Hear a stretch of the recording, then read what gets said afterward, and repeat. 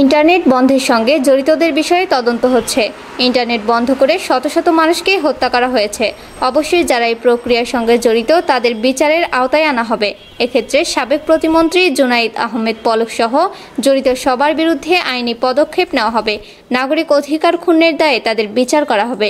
প্রথমবারের মতো আইসিটি বিভাগের শীর্ষ কর্মকর্তাদের সঙ্গে বৈঠক শেষে অন্তর্বর্তীকালীন সরকারের ডাক টেলিযোগ ও তথ্য প্রযুক্তি উপদেষ্টা মোহাম্মদ নাহিদ ইসলাম সোমবার দুপুরে বৈঠক শেষে সাংবাদিকদের এসব কথা বলেন। নাহিদ বলেন, যদি পুনরায় বিস্তারিত তদন্ত করতে হয় সেটি করা হবে।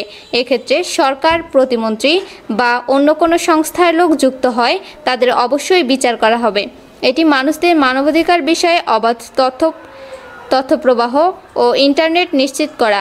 যারা বন্ধ করে দিয়েছে তারা মানবাধিকার লঙ্ঘন করেছে এবং বন্ধ করে শত শত মানুষকে হত্যা করা হয়েছে।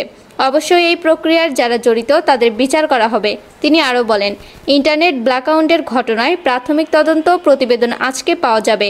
এরপর যদি পুনরায় তদন্ত প্রয়োজন হয় তাহলে সেটিও আমরা করব।